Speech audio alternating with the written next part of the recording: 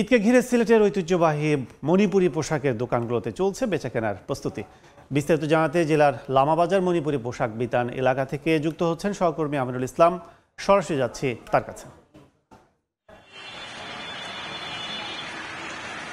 মণিপুরী পোশাকের এই ঐতিহ্য কিন্তু সিলেটে বছরের পর বছর ধরে রয়েছে। যারা আসলে দূর দূরান্ত থেকে আসেন, বিশেষ করে আপনারা জানেন যে সিলেট অঞ্চলে পর্যটকদের আনাগোনা বেশি, এবং তারা কিন্তু এই মণিপুরী শাড়ি এবং নানা ধরনের পোশাক কিন্তু তারা সংগ্রহ করে থাকেন সিলেটে আসলে। এবং ঈদ পূজা পার্বণে কিন্তু এই যে পোশাকের সমাহার সেটি কিন্তু কয়েক গুণ বেড়ে যায়, কেননা এখানকার যারা মণিপুরী ব্যবসায়ী যারা রয়েছেন তারা কিন্তু এই কালেকশনটা বাড়িয়ে তোলেন। এবং যেহেতু সামনে এই রমজানের পরপরই কিন্তু মুসলমানদের বড় ধর্মীয় উৎসব ঈদ উল ফিতর, এবং এই জন্য কিন্তু অনেকেই দূর দূরান্ত থেকে যারা সিলেটে আসছেন তারা কিন্তু এই মণিপুরী যে পোশাক রয়েছে সেই পোশাকের কালেকশন সংগ্রহ করছেন।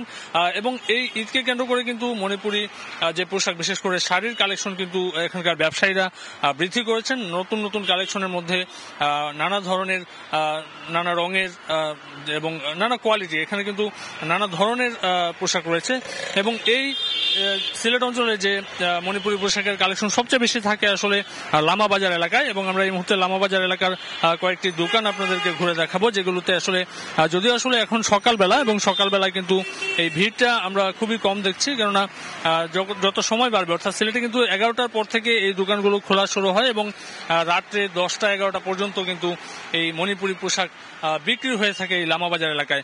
আমরা যদি আরো একটি দোকান দেখাই, দোকানের ভেতরে কিন্তু আপনারা দেখবেন যে এই যে মণিপুরী পোশাকের যে কালেকশন সেগুলো সাজিয়ে রাখা হয়েছে, এবং নানা ধরনের যে পণ্যের পাশাপাশি এগুলোর দামও কিন্তু ভিন্ন ভিন্ন রয়েছে। যারা আসলে আসছেন তারা কিন্তু তাদের চাহিদা অনুযায়ী এই মণিপুরী পোশাকগুলো কালেকশন করছেন। যেহেতু চাদর রয়েছে, তাঁতে বোনা শাড়ি রয়েছে, এরপরেও নানা ধরনের প্রকারভেদে এই মণিপুরী পোশাকের দাম কিন্তু ওঠানামা করছে। যদিও গেলবারের তুলনায় এবারের কালেকশন একটু বেশি বলছেন এখানকার ব্যবসায়ীরা, এবং সেই অনুযায়ী যেহেতু ঈদ ঘনিয়ে আসছে, ঈদ ঘনিয়ে আসার কাছাকাছি এই দোকানগুলো কিন্তু বেচা বিক্রি বাড়বে।